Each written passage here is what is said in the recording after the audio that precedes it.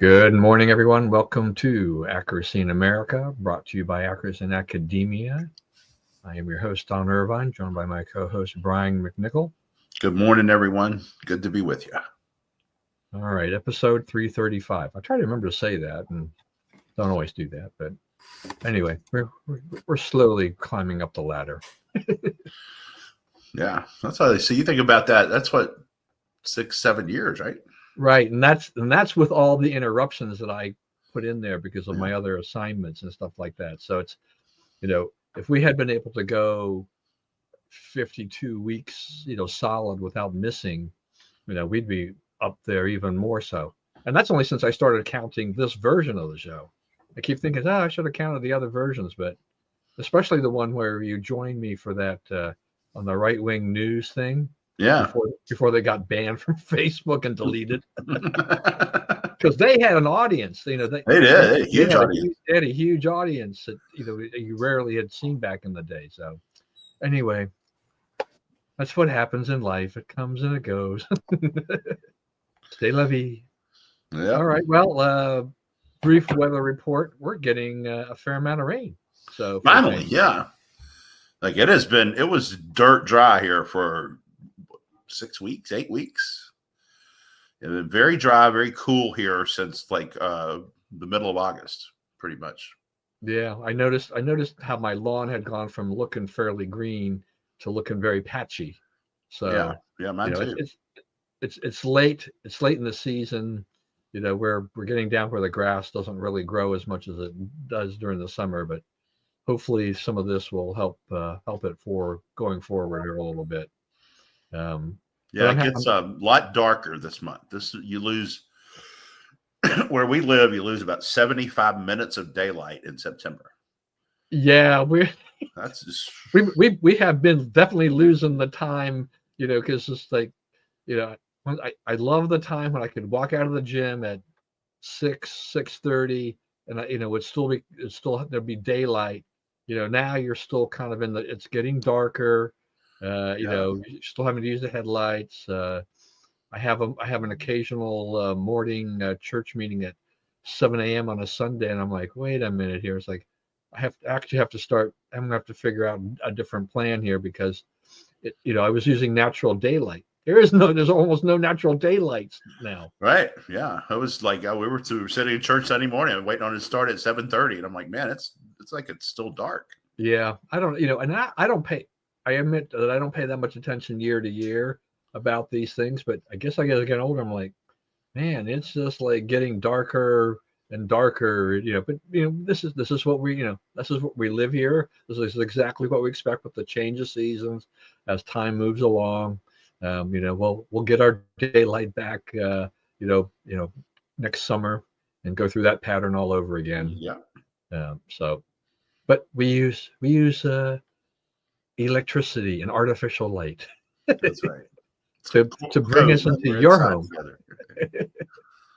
All right. Well, we have there's definitely some news to cover. So it was about what, maybe a couple of hours after we got off the air last week that I was checking. I don't know if I was checking my phone or whatever it was, and then I saw that Charlie Kirk had been shot at a speaking event at Utah Valley University. I was in disbelief, and that obviously the initial things. Anytime something like this happens, you don't get a lot of information to people. There's a lot of confusion. It's just it's very chaotic and things like that. But a few hours later, the president announced that Charlie Kirk had died from that gunshot wound to the neck. It was I don't know. I mean, I think it does. I think it did feel surreal to a lot of people. I had so I have involvement with a lot of these young missionaries that come and serve for 18 months or 24 months here in the DC area, and most of them are from Utah, Idaho, some from California, Arizona, things like that. And most of them also go to school in Utah. Majority of them go to school at Brigham Young University, but others will also go to school at UVU. And we definitely have a number of those. It's right across the street. It's down the road. I would say that you're talking about, I haven't really measured it, but give me, I would say 5 to 7 miles down the road or something like that. Because the Y is closer to the mountains, whereas Mhm. UVU is right by the freeway and closer to the water, Gotcha. to the Lake Geneva thing. So Because that's I've been there. I've seen the campus. It's pretty yeah, cool. and that so that one of the first things is I was like, okay, so I have driven past that campus. I don't even know how many times because I've got a brother-in-law and nephews and nieces and whatnot that live out there. I mean, my son's living out in Utah, so I've been on the freeway and we stay in Provo, which means that if we want to go anywhere outside of Provo, we are basically getting off at the ramp, and the school is right to our right. Yeah. It's right there. And it used to be, I think, Utah Valley State College, 20, 30 years ago. So they have grown. They are the largest university in Utah. They have 46,000 students enrolled. Uh, BYU doesn't have quite as many. BYU has got kind of an enrollment cap because they've Right. just run out of space. They Right. they've And BYU is not big on online, right? They want you to No, have. they're not, they have a whole different program for online. I mean, there's a for international learners and other people who are trying to get back in. They have a thing called BYU Pathways, which is all online. But BYU basically, BYU is pretty much an in-person classroom situation. Right. But the campus is situated such that with the housing that surrounds it, with the mountains that buffer it, that they basically, if they want more capacity for more classrooms, they would have to tear down something and build it higher. And they really don't do that very often. They've been modernizing the university over the last couple of decades, where they've built better dorms, newer classrooms and things like that. But normally at BYU, I think you get 35,000. And if you can't get into BYU, a lot of students wind up going to UVU, hoping that they can then apply to BYU later. You're right. Um, but I do remember I did see an Instagram post reel by one of my former missionaries, and he had been there. He was in his car and he was wearing a MAGA hat and everything like this, and he was just saying, he goes, I never saw so much blood in my entire life.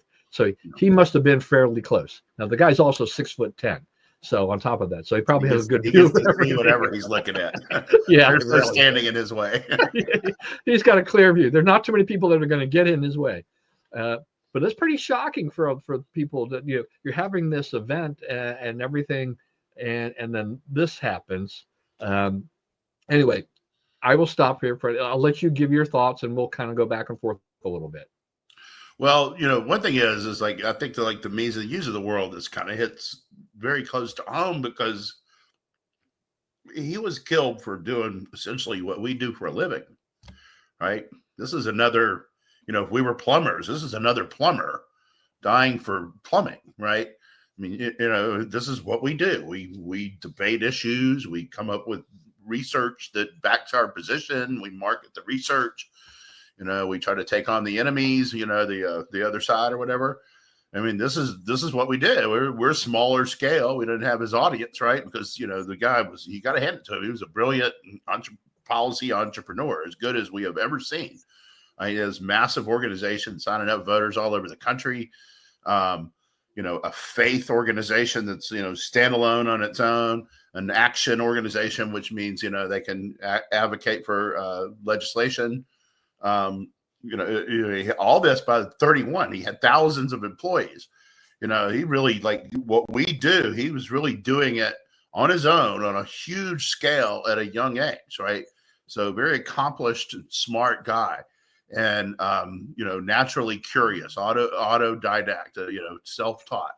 That's why, like he says, good college is a scam, but that's only true if you're not going to go, if you go do all that reading that he's done on your own, right? If the books are out there and the learning is out there, it's available, the knowledge is available. But like, unless we're directed there by a professor or program and so forth, most of us don't take it upon ourselves to go do that, right? To go learn things that, you can't immediately turn into cash, at the rate and the amount that he was doing. So I think that's part of why, like, the me's and you's of the world, it hits really hard, because, that it really could have been us, right? And we're sort of, because, you go on there, like, we get messages in this show, right, from people that, they're unhinged and they're haters, and, because these people are angry. They're losing. They know they're losing. They don't understand, why America won't come around to their way to thinking. And they're really, really bitter, and they're really, really angry, and they're really, really increasingly capable of violence. Yeah. So, I agree with you on, what what Charlie had done. So, up until this point in time, I had not paid a lot of attention to Charlie Kirk. I didn't really, I didn't really care. I don't know. I just had this feeling that, I think probably because of the early stuff with him and Candace Owens, and Candace Owens kind of has gone off a rocker as far as I'm concerned. And so I think I'm still mentally attaching the two of them together, Right. even though they're completely opposite at this point. But after his death, I did go and look at the TPUSA website and some of the things that they had put up there. Now, websites sometimes, they kind of just, they pad the numbers a little bit. But even if you padded the numbers by a lot, it's still a lot. He's got there, because I think they're showing, they're saying 3,500 chapters, 2,000 student organizations, 800 faith-based groups. And my thoughts were just like, wow, okay. Even if it's a smaller fraction of that, even the numbers are overstated by, say, 10 or 15% or whatever. This to me was extremely impressive, because he wove the faith-based and the secular. He just basically took all sides, and he put them together, and he says, and you can do this. You can take the faith-based people, and you can take the other people, and you can put them on the same page and get them active and motivated to do things. And then, then to see, really, by the age of 31, a guy who basically, didn't go to college, he didn't find that to be to his liking. So, he goes on and builds this organization, in less than, 13, the organization already was going well before, this. So it didn't even take him the 13 years to build it. He had already built it before. But this was a massive organization, and what it was able to do, and you can see the effect it had on President Trump, Vice President Vance, and a lot of other conservatives and others around the country, as well as around the world, with this, because it was shocking. But we did lose a very unique person here at this time, at a very, very young age, in a tragic situation. And I came away with this with a lot more respect for Charlie Kirk than I had before, and a lot more admiration for than I had before. And I thought, and to see the misrepresentations of him by others, in terms of what he said, not put things fully in context, and stuff like that. That kind of bothered me. I didn't want to get into this knee-jerk reaction from the right or the left about, where they start fighting and they start making this a big political, throwdown of just throwing words at each other. I think we're bigger and better than that. But one of the things I didn't realize, I'm told this too, was how Charlie was basically, what he was doing is he has, kind of what was it called? The ask me anything or whatever, kind of thing. Prove me wrong. Prove me wrong. Prove me wrong. Yeah. So prove me wrong. So he'd sit there, and people would line up, and they would ask him questions. He would debate them. Now, I don't know about you, but my feeling is that you have to be extremely well taught, well learned, well read, something to that effect, and extremely confident that you can take all comers. Because particularly when the left shows up to these things, they're going to throw out a lot of stuff and a lot of garbage, that you're going to have to dissect and just basically take apart immediately. Yeah, in And real time. Charlie Yeah. and Charlie could do that. And then it's like, okay, this was amazing. I don't know how you replace a Charlie Kirk. This was just so unique how he did this. And I think that's also why you had a lot of people who are willing to follow him, like this, because he could take with respect, he could take Right. the left and he would dissect their arguments. And it was not this shout fest. It was not these things of where they're just hurling insults at each other. He just did this on a range of subjects. It was Yeah. truly amazing. Yeah. If you watch those reels, he's just taking on all kinds of questions and he's got good, complex answers to them. I saw somebody on X the other day. They're like, well, they only show the reels where, he quote won the fight, right? They don't show when the student tears him apart, right? So here's one where the student tears him apart. So there's a reel and one of the, Charlie went into all kinds of like enemy territory to debate college campuses. There's a porn talk show, a real prominent online talk show that deals with porn people, right? OnlyFans and all that stuff. He went on that and talked about, talked to them, took on, those people like, how could you tell me my morals are bad? It's like,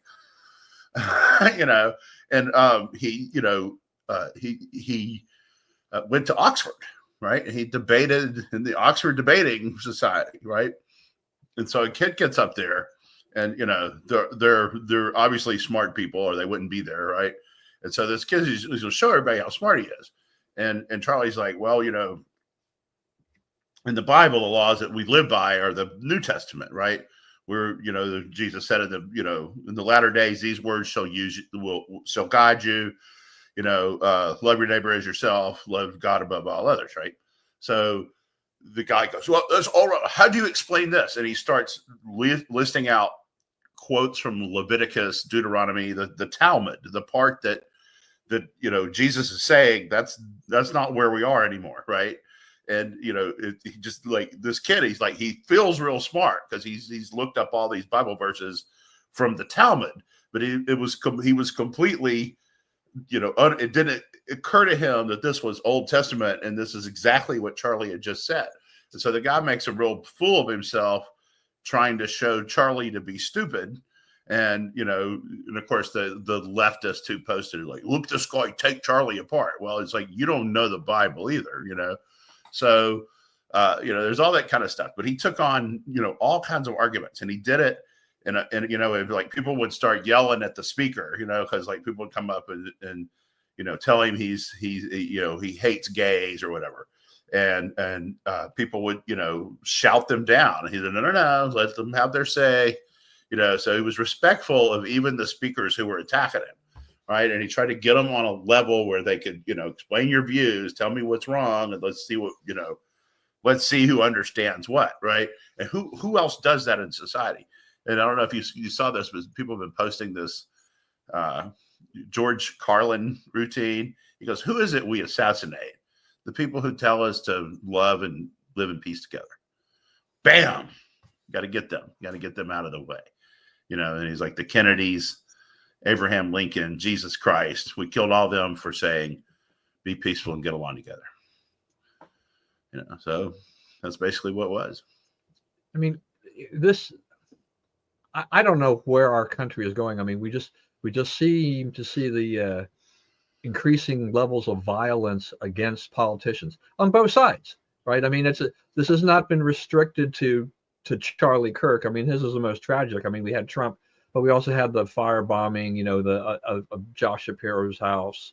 Well, that was a pro-Hamas guy. I don't think he was. Yeah, but I'm just saying. I mean, it happens. I mean, they're not just people aren't just targeting right wingers, or conservatives. I mean, Democrats and left wingers are also being attacked for their viewpoints by other crazy people. I mean, there are just a bunch of crazy people running around here doing that. The situation with the former, House Speaker in Minnesota, right. And her killed by, that's the other thing is what's going on here is like the left is trying to absolve itself of all this. The guy who killed her worked for Governor Walz, who is not a conservative, right? You kind of have to be Democrat to get in the door there. And he killed them because they refused to support radical leftist legislation. They were killed for not being leftist enough by a leftist, right? A guy he had been for Trump years ago, but he's not a Trump guy at that point, right?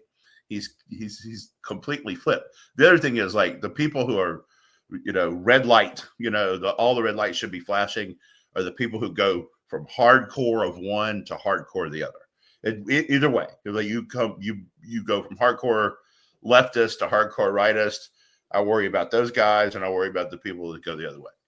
Right? Something happened to you. That's what happened with the guy in Utah, right? He was, he grew up in a conservative, I guess, Latter-day Saints family, right? Isn't that right? That's what we hear. Yeah. Whole family was like that. And this guy, he was the wild child of the family, right? And he decided, I reject all that. I'm something else.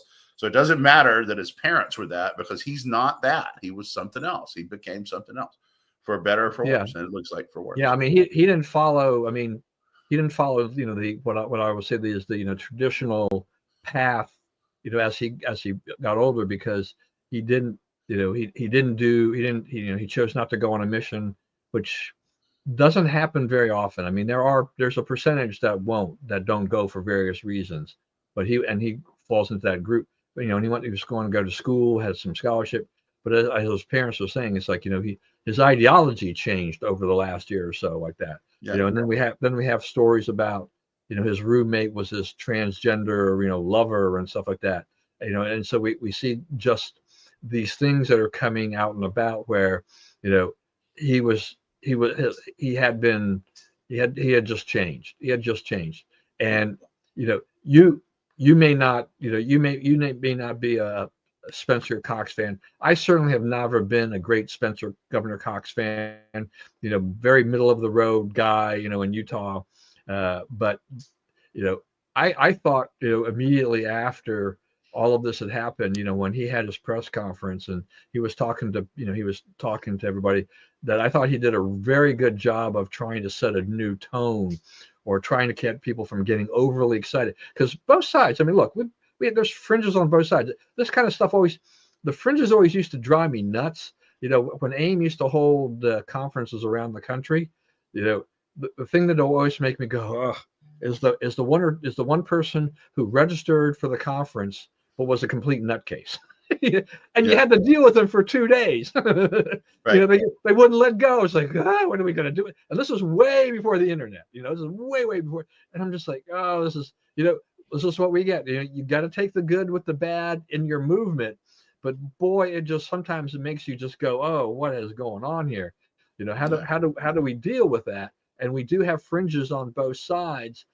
And I do think, I think Cox, he's made this part of his mantra anyway on social media, where he calls social media cancer, because it has such an impact on our young people that they can go down that rabbit hole. They can just get so deeply involved, they lose all touch with reality. This kid, I think he spent a lot of time gaming too. I think, this is also a problem for a lot of the young culture, where they just basically separate themselves from reality, and their life is gaming and social media, getting into the dark web, conspiracy theories, whatever it is, and they just get turned around. And the next thing you know, they go find a gun. And in Utah, not hard to find a gun in a household, and then he found a spot and then shot Charlie Kirk to death.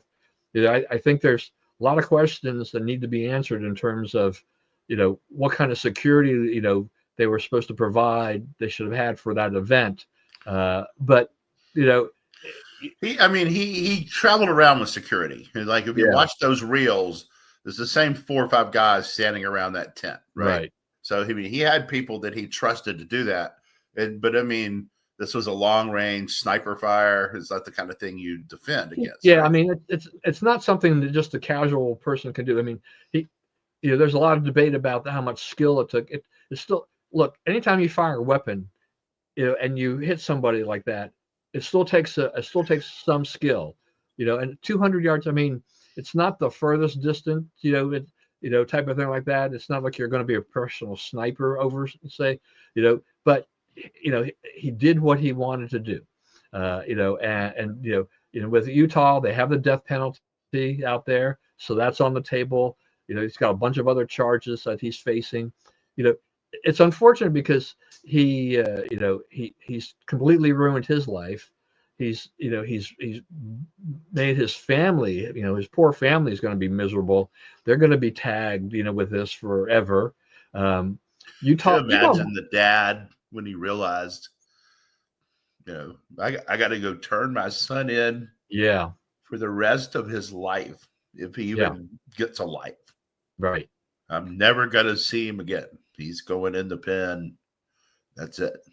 Yeah, no, I mean, this is serious. And I mean, you have to admire the parents for having the courage to do that rather than try to hide this and everything else. They had the fortitude to go ahead and say the right thing to do is that we have to turn him in. He needs to answer for this crime, and everything. Utah Valley, I feel for the student body. I feel for the administration, because it's a good school. It's a decent school, and everything like this. But there will be there'll be questions that'll just kind of reverberate. Thinking about this for years. This will be for a long time. Their legacy. Right. Yeah. And it's an unfortunate part of their legacy now. I mean, now it's going to be hard for me, when I go out to Utah at the end of the month, it's going to be hard for me not to think about, what happened over there, and maybe even stopping by somewhere just to kind of walk around a little bit. My youngest nephew graduated from UVU this past year. So, I haven't talked to him, but I'll see him, in a couple of weeks.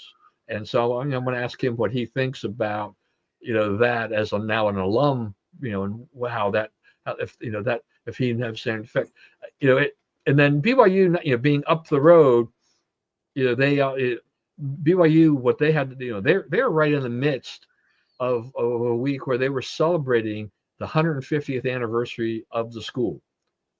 And, once that shooting took place, everything halted, in terms of that. They were not going to, they delayed all the celebrations, everything that they'd done at that point, nothing else. They postponed everything else that was scheduled, in respect for what had happened, even though it wasn't on their campus. But it was the state of Utah, right? And this is where you come together and you say, this is all of us. That it affects every single person in the state of Utah, and then goes beyond that. But I was thinking, there's so many stories about educators and how they've reacted to this, and they've reacted poorly to this in the classroom. Some of them have been fired, some have been suspended. I think there was a story. There was a news anchor who had been suspended somewhere for her remarks. She was supposed to be doing a consumer segment, but she had trained under Charlie Kirk, so she got she kind of made a tribute to Charlie Kirk, and then she decided to resign. As a part of that, it's like if the station can't recognize that this person was deeply affected by this because she had worked for him, and give her a little bit of time like that, then I think there's some problems here that we have. It's just there's still a lot of intolerance about the viewpoint, of if you support Charlie Kirk. I mean, even the vigils, we had some leftists get in there and try to disrupt or whatever, but the vigils, were amazing. I mean, the number of people that came out across the country to memorialize and kind of just try to remember, Charlie Kirk. Huge things there, because the crowds were enormous at some of these things, 100,000 or more. And the prayer, it was a key component of this, right? It's the voter turnout aspect of Charlie Kirk is not what was getting lamented here. What was getting lamented is all the people he led to God. Yeah. So the people who talk about carrying forth his movement, from what I can tell, most of them are talking about that part of it. The we're going to keep trying to get men to take responsibility, their families, and so forth. Yeah, I mean, we also have his widow Erica Kirk with some very strong statements afterwards. That was very powerful to see somebody just after losing her husband like that to come out and do that. TPUSA, as I understand, has seen a tremendous surge in interest for starting chapters as a result. Right. There was a GoFundMe for the Kirk family, which went into the millions of dollars. Now, I did see it. Bill Ackman set up his own fund, make sure that their kids are taken care of forever. Yeah, so there was somebody who on my one of my Facebook, acquaintances, I'll call him because I don't know who this person really is, and just put a post up about saying that someone who knows about financial issues and stuff like that had delved into Charlie's finances as much as they could, and estimated that with insurance and everything else that he'd be worth about $12 million, which and he left it at that. He didn't he didn't say that was good or bad. And I noticed as I look at some of the comments, it's like people were like, so what are you implying here? What's the deal here? As if it's like Charlie, he should not have accumulated wealth. Well, I'm sorry, he did something. He did a remarkable thing. He built an organization. If you look at conservative leaders, I'm sure if you look at the liberal leaders, a lot of groups that are led by these single personas, kind of these just the people who are the face, the organization. Right. They pay themselves very well. In the they raise a lot of money. They pay themselves well. That's fine. I mean, there's they deserve whatever they can earn and all of that. And there's nothing wrong with accumulating wealth in this country. I mean, what my understanding is he paid himself about $300,000, which I guess sounds like a lot, but really in the the amount of money that they were generating, that's not a lot. That's leaving a lot of money on the table. Right. If that's true based on their overall fundraising, he wasn't paying himself a lot, No. but anyway, so he accumulated something. I'm sure he wasn't. I don't think he was a big spender per se, but yeah, thanks to Bill Ackman here and in the GoFundMe campaign, I think the Kirk family will not have to worry about education and a lot of other things. $1 million to keep his programs going from the Daily Wire gave Turning Point $1 million. Wow. And I don't know what to make of this, but Ben Shapiro said that they were doing it so he could continue to further the word of Jesus Christ. Now, why is Ben Shapiro saying that? Yeah, that's interesting. Yeah, it's really well. That's interesting too. I mean, I knew Ben back in the day when he was a college student. Yeah, I remember Ben being like 14 and coming to yeah, exactly. When he was a rising star, and we didn't really realize how much of a rising star he was going to be. Yeah. It was kind of like sometimes I kick myself with some of these people too, because I mean, Ben and I we haven't conversed for years, but we had remained friends over the years. But Peter Thiel, right, the great libertarian, he's behind PayPal and a whole bunch of other things, right? So there's an outfit called the Independent Institute out in Oakland, California, and they had Thiel and a guy named David Sachs had written a book kind of about colleges and political correctness and stuff like that. And we actually used that book at AIA. We actually put out that book to our donors and stuff like that. I'm like, to me, there's just a couple of bright college kids. Years later, I'm looking, I'm like, holy moly, these guys have they've raked it in. They're both billionaires. They hit the jackpot. You don't hear as much about David Sachs. You hear more about Peter Thiel. But I'm just like, wait a minute. It's like, I cannot believe it. These guys that I knew, when they wrote this book that nobody ever talks about, they're doing all this stuff. Sachs is close to Trump. Yeah. Him and Trump are very close. Yeah. So it is amazing to see how this has moved on. That $1 million from Daily Wire too. This also speaks of the immense success of Ben Shapiro. Yeah, You know they what have he $1 has million done. to give a, I guess in essence, a rival organization. Yeah, yeah. No, I mean, everybody's competing for these eyeballs and all these kinds of things. Um, I mean, the Daily Wire's, I mean, they're not this activist student organization. They do Right. so many. They do other things, but it's interesting to see. It is heartening to see other conservatives like that organizations willing to go ahead and donate Yeah. to Not keep the U.S. jealous. The opposite of jealous. Right, right, right, right. And that to me that had been always had been kind of this big, pet peeve of mine with conservative organizations. It's just that they everybody treated everybody as a rival, and they would, it was hard to get them to work together for certain things. And we ran into that on a trying to do something with Rush Limbaugh and get other organizations behind us to help get him to do something. And the reaction my staffer had from virtually every organization she contacted was, well, what's in it for us? And it's like, it's not about what's in it for us or you, it's what's in it for all of us. The movement benefits by doing this together. This Right. is not a singular function of, it's like, it's only going to, how does it benefit MRC or AIM, Heritage Foundation, Free Congress, all these things. If we work together on some of these things, we are much more powerful and unified.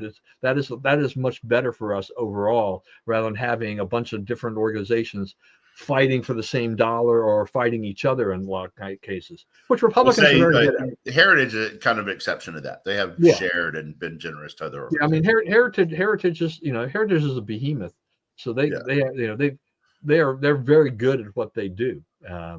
I mean, Uh, they've always kind of understood this, rising tide lifts all boats mentality yeah. too. Right. So, but I'm just saying in general with the conservative movement, you just have too many of them that are looking for it from their perspective only and not from the movement perspective. And that always bothered me, and that's, I don't know, maybe it was just me, but it was always something that's just kind of like, this is very frustrating to me when that happens. Uh, yeah. So we'll have to see how what happens here, when they put this guy up to trial or do whatever they need to do next, and everything like that. Um, and whether or not we get some of the rhetoric to tone down a little bit as Right. we move on. No, And, yeah, I was going to say on that topic, like we have people saying, we're gonna shut down your free speech because you're saying nasty things about Charlie Kirk. There's some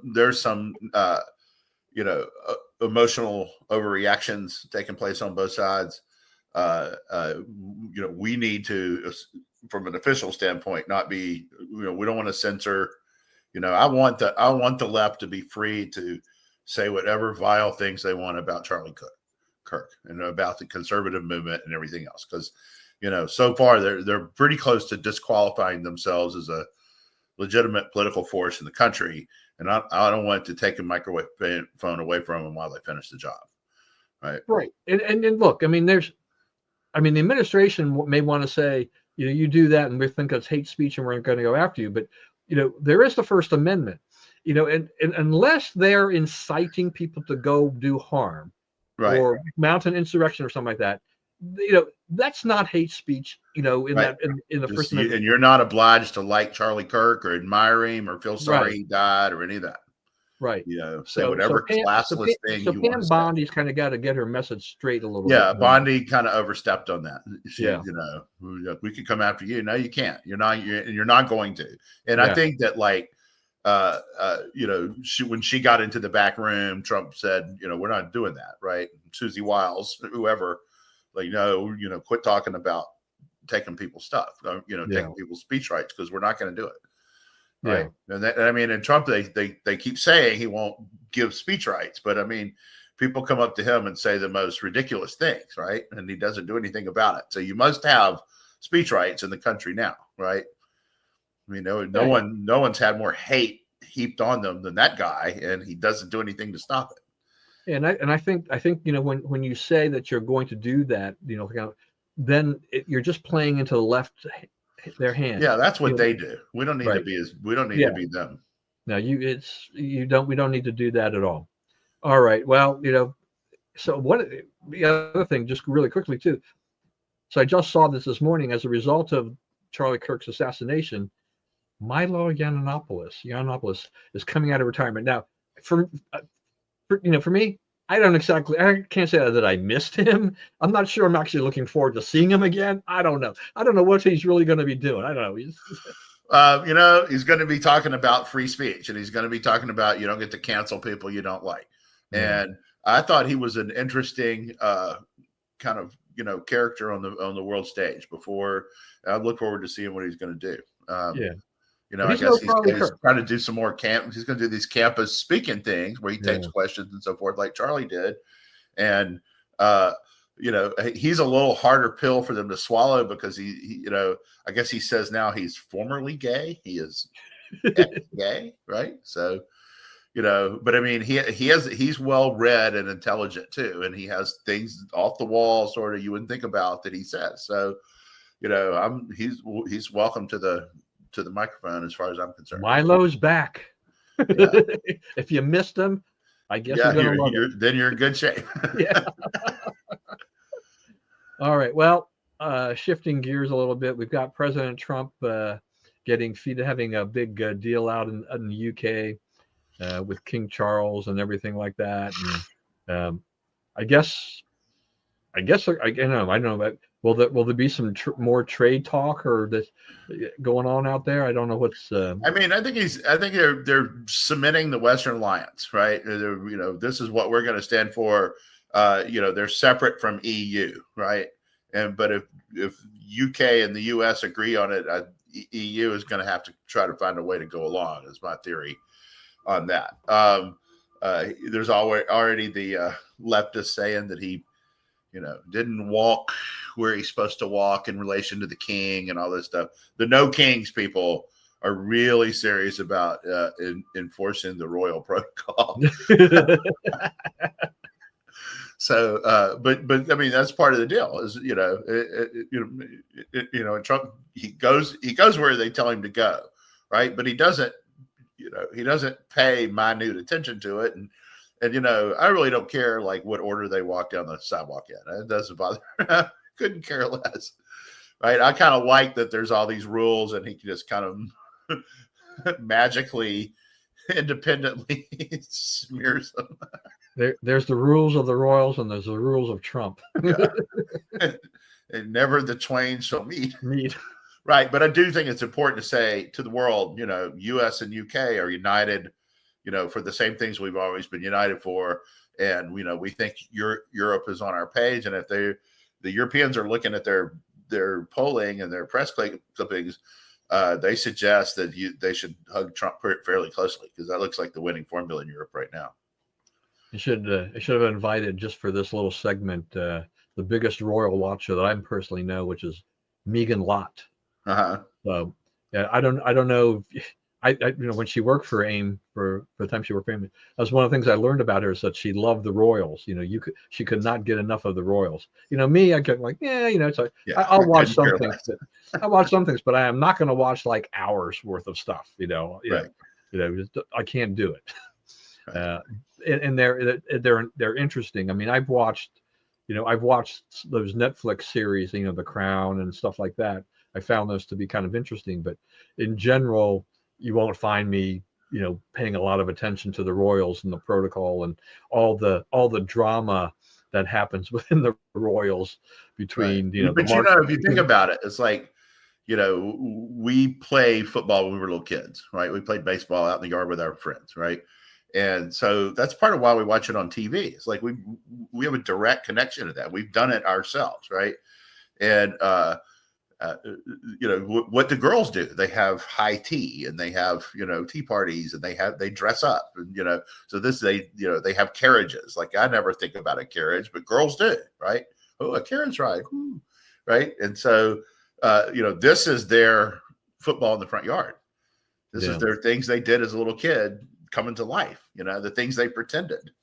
So yeah, I see why it tends to be women who are more curious about this stuff. Well, yeah, I mean, you have centuries of history and everything with this, and so you don't take that, you just don't take that away. And I mean, they're post, they're a ceremonial thing, right? I mean, they have no political power, but they do power at all. Yeah, but they're just there for doing the ceremonial stuff, and it's different. It's interesting. It's more. There's more with the the king or the queen of England, depending upon who's in power, than than any other royal family in the world that I've ever observed in my lifetime. Right. There's more interest. And this is a case where the royal family it's not Trump wanting to be closer to them; it's them wanting to be closer to Trump. Right. I think that's key to their survival. Yep. Okay, I didn't put this on the list, but I did want to just throw this in here too, because it looks like the U.S. and China have come to what they call a framework on TikTok USA. I'm not sure this is really going to go through or what's going to happen here. I don't know. I mean, I've never been on TikTok. I mean, the only TikTok videos I've ever seen is if they pop in my feed because somebody's put that in Instagram or somewhere else. Otherwise I wouldn't go watch this. But obviously, TikTok is a huge success and draws a lot of people to that. And I don't know that TikTok USA really resolves all the concerns. And I don't know that China wants to see much in the way of this, because I think they've definitely benefited a lot from TikTok. Well, I mean, I'm not an absolutist on the First Amendment, right? I think you can. There's fighting words and citing violence and whatnot, but there's no, I don't think TikTok is well within what should be allowed, right? In the United States, it's well within the free speech framework. And if you want, it's the same thing as like we're saying, content and media. We were talking about gaming, we were talking about online, we were talking about message boards with Antifa guys, all that kind of stuff. We're going to, we need to make stronger the case that these things are linked, right? That when you do these things, it makes you more prone to violence, and here's how that works and so forth. Because right now, it's speculation. It's like we all, and we want to, we're politically motivated to do so. Like, when this guy, got arrested, everybody was waiting breathlessly. Can we paint him as left or right? And it turns out you can paint him as left, and they're trying to paint him as right, and they have a couple of little talking points on their side, right? So, but the third party communication like drives you to kill someone. I'm not comfortable with that notion. I'm not comfortable with we should shut off media because it's having a bad influence on girls. Okay, fix your girls, right? Fix how they change how they value these things and how they react and how we react to them when they start going down these rabbit holes and so forth.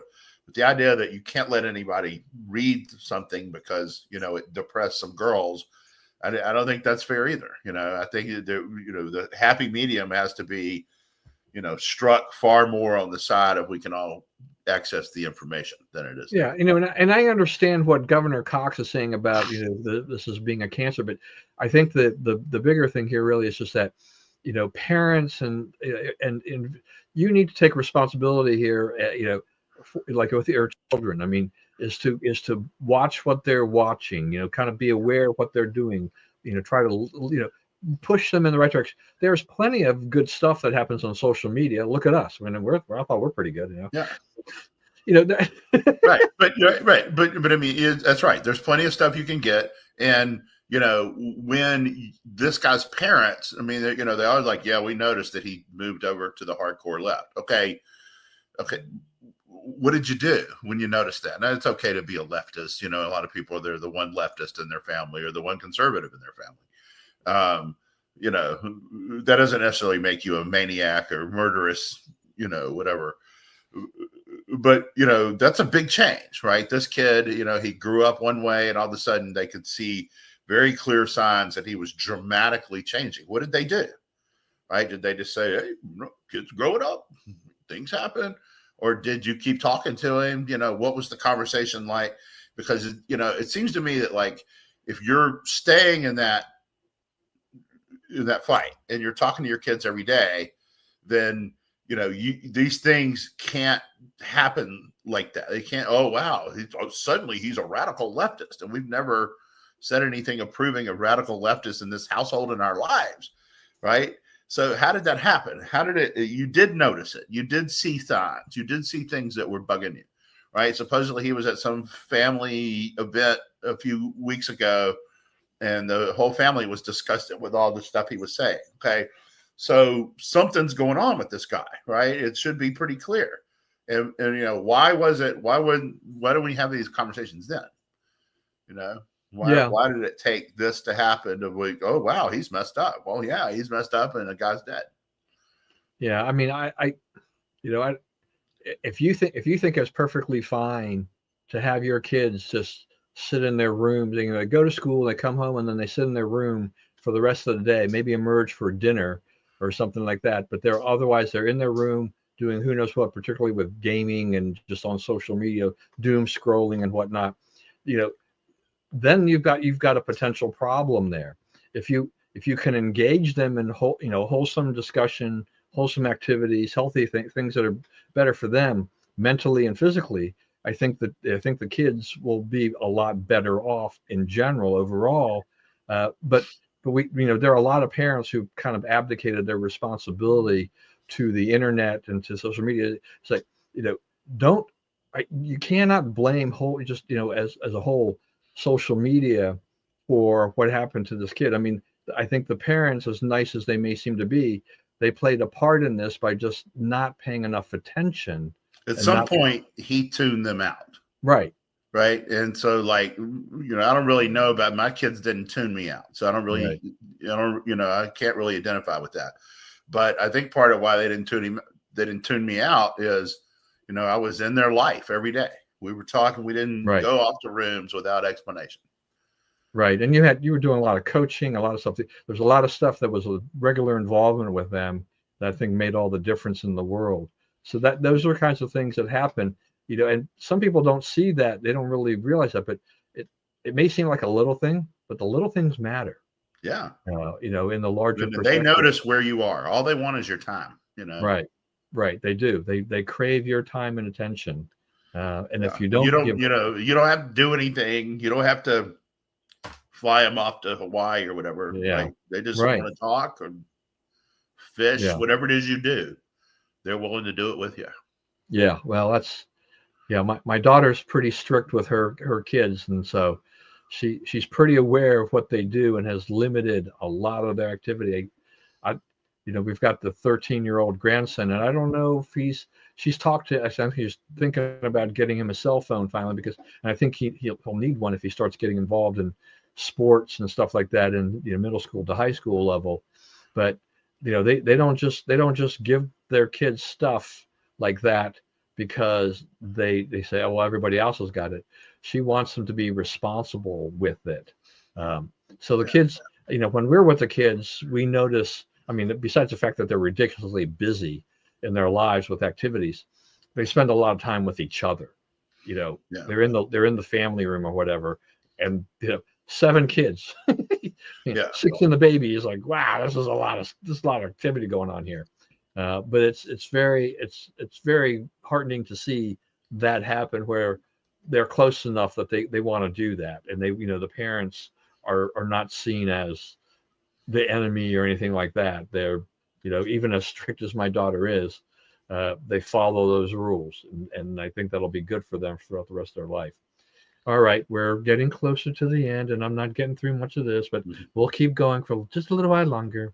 I did want to talk briefly too about this Kamala's book, just because it just kind of, the excerpts we saw, it's like, it was reckless of the Democrats to let Joe run. I was like, okay, thank you. It's reckless to let you run. Yeah.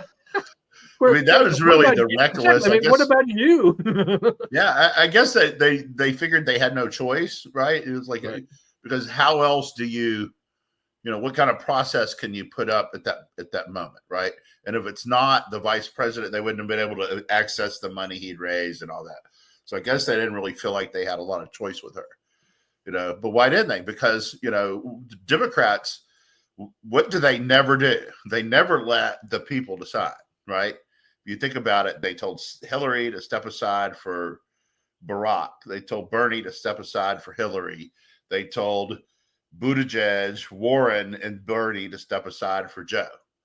You know, I mean, the people didn't. You know, they picked Hillary. They told Bernie, you know, you're not popular enough to do this, and then she goes 3-22 in her last 25 primaries. Like, she was not popular enough to do it, and then she got beat because she was not popular enough to do it. So, you know, the poobahs do not always make the great picks, and especially on their side. So. Although I guess they got away with the Biden.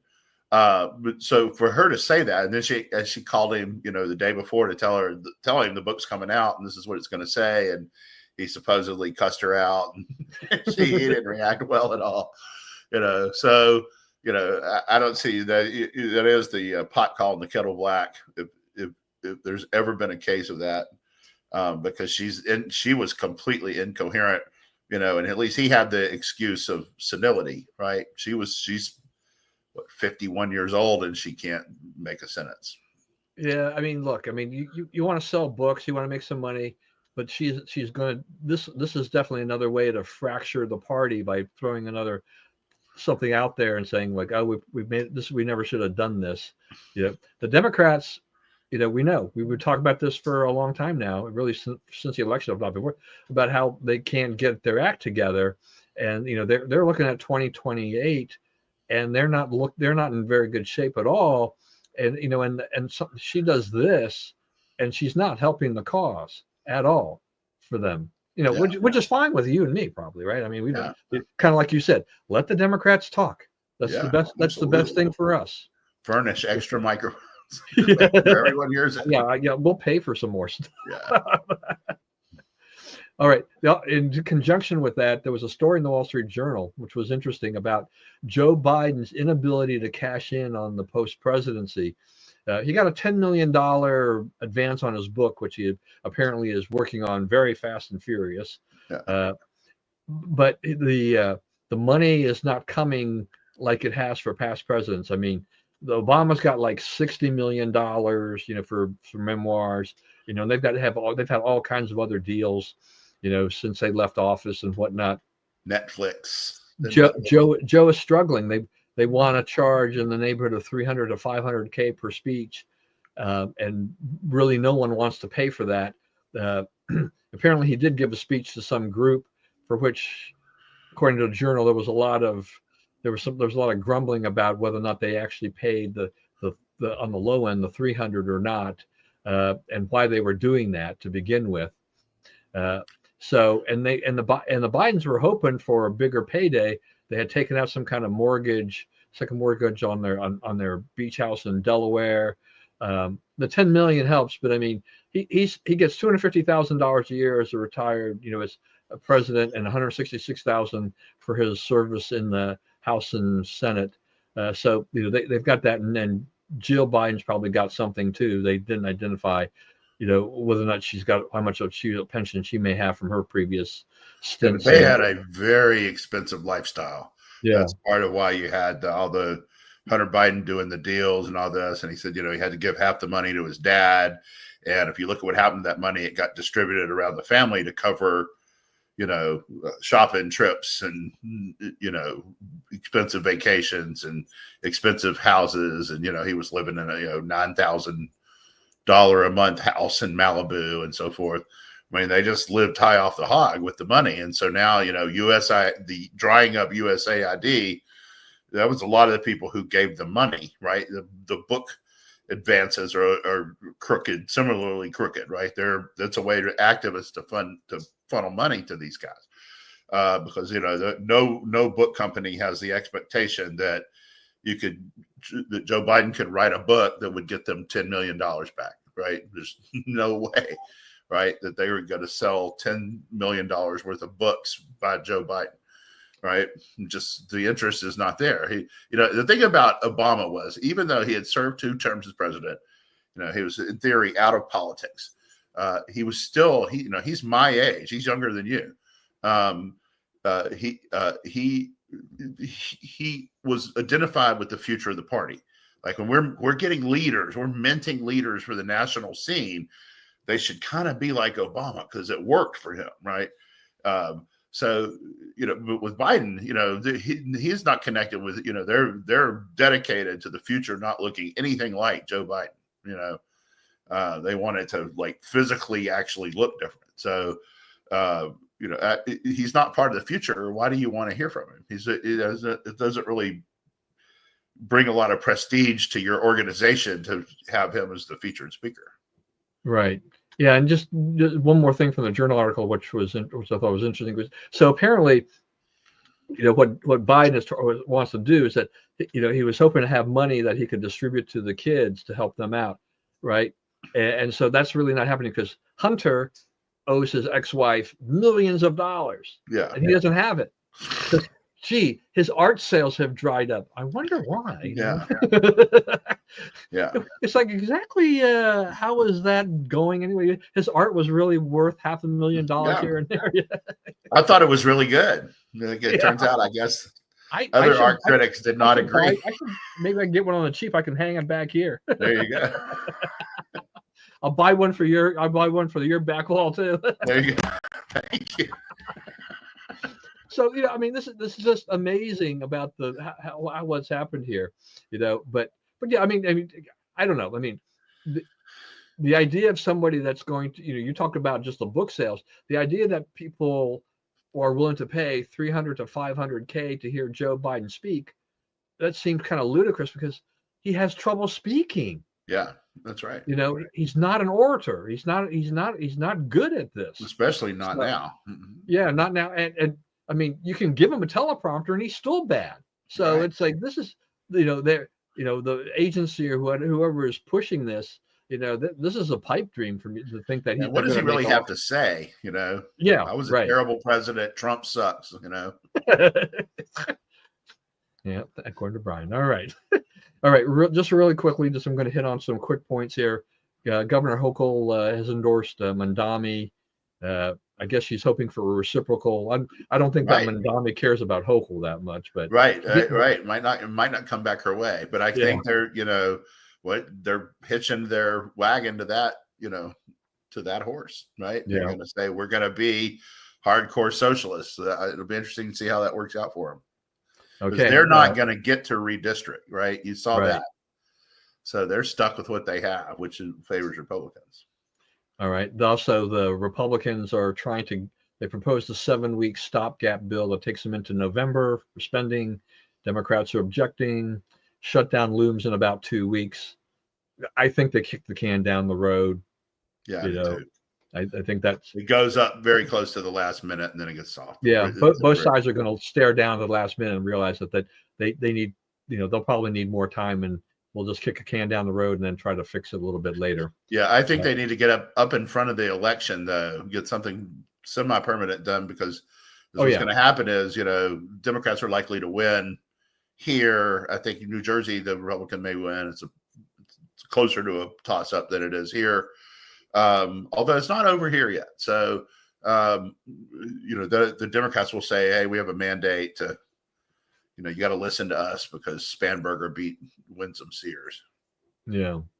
I don't necessarily see that if that happens, but, we shall see. But yeah, that's a good point. I mean, actually, it would help if they actually got something done before these elections, even though these are a couple off-year elections. They're, they do give us a little bit of an idea of where we're going, but it's not the midterms either. So on a bigger scale, Fed rate decision, there's a rate decision coming, expecting a quarter point rate cut. We've got half a point. Yeah, it could be half a point. We've got Stephen Murren on the Fed board now, so we know he'll cast a vote for lowering rates. And we will see. The market is still on for now, and even more anti-Trump than she was before. Here's the thing about that. So the president can't fire. It must. If they're going to fire somebody from the Fed, that has to be for cause, and she's been criminally referred, but she has not been charged with mortgage fraud, and now they may not do it because they're finding that some of their own people have done the same thing. But if they do charge her, I could see that would improve Trump's case on for cause, right? Yeah, I'm not convinced that what she did is something that has not happened to others before. That's just, I don't know. Mortgages, this sometimes can become a little bit arcane, and you get a little bit in there and like, okay, well, what do people say, or how do people do this? Did they truly represent? Are they saying that they're willing to go to jail over this? I don't know.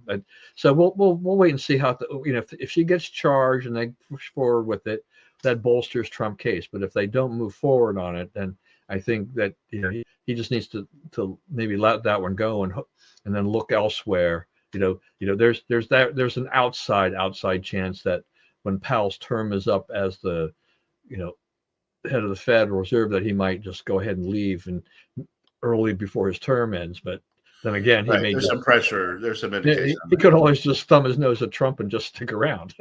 So, But anyway, I saw that Brad Raffensperger in Georgia is going to run for governor. I don't know how much. I don't know if that makes. I don't even know who else is in that race right now. I don't know how much difference it makes. We just need to make sure that Georgia's got a good, solid candidate, in there for governor. So yeah, I'm not I don't know that you'll ever get a solid person for that job. Just the nature of what you got to do to win an election there. It's a total rhino now, and it'll probably be a total rhino next time. Right. And then finally, Donna Brazile is urging Eleanor Holmes Norton not to run for re-election. And the Post and the unsigned editorial the same day, she said that Donna Brazile's piece hit that Eleanor Holmes Norton should step down. I interrupted before you. No. Go ahead. That's fine. And the Washington Post then had an unsigned from the editorial board editorial the same day saying, Donna Brazile's right. She's not effective. Like her like speeches before the House have gone down to basically nothing. She used to be a fiery speaker. She did all the 5-minute speeches. I mean, that's her chance to talk, right? Because she doesn't get a vote. So, but her activity's reduced, and she's way up in her 80s. So she's 88. 88. So that's way up. So she's probably done. And I think if those people are aligning against her, it's going to be hard for her to survive. Right. Okay. But the problem with, which is always the problem with the district, is the apex political position of the entire district political scene is mayor and non-voting member of Congress, right? So why would anybody with real political talent stay in that situation, right? Wouldn't you just move somewhere where you can get into Congress, at least get a vote in Congress? So, you're never going to have it's always going to be people like it is now. Party hacks, basically. Yep. And final note, my hats off so far to Lori's Mariners and the big dumper. Cal Raleigh is having a heck of a season. He's now broken Mickey Mantle's record for home runs by a switch hitter. That's a big feat. That's a huge feat. So, they play this weekend. They play the Astros this weekend. And basically it will decide the division probably. Yeah. And we've got only a handful of games left. Yeah, it's like 10. I think we have 10 left, and they have 9. Or they have 11 because they have one more than us. They play Thursday, and we don't. So, but yeah, it's going to come right down to her team against my team. Quiet around here over the weekend. I mean, you think about that. It's like have you ever, like, you and your wife been for separate teams? You ever been watching a game and I'm like, I want Team X and she wants Team Y? Not really, because she's not a big sports fan. Yeah, we tend to be on the same side. I mean, the thing is that she came from Korea, right? I mean, so she didn't build really any loyalty here for anything except the home team. So, and I grew up here, so I have a home team.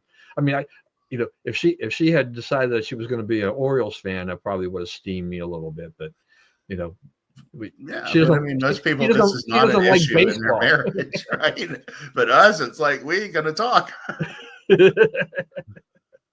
All right. Well, that's good. That's a fun note to end on. Also, congratulations to Shohei Ohtani, who continues to do marvelous and magnificent things in baseball. So, kids, Last keep looking night, up. he hit his 50th homer, but he also had a no-hitter through 5 innings. Yeah. And then And the team they lost took him because out and they blew the lead. yeah, the bullpen imploded again. Yeah. So anyway, even with Shohei out there, they still couldn't do it. Maybe they should have kept him out there another inning. Yeah. So anyway, thanks everyone for joining us. Please, as always, stay safe and stay well. Remember, we live in the greatest country in the world. Do not let anyone tell you otherwise. And as always, God bless America, and we will see you again next week. And one of these days, this show will be shorter as we laugh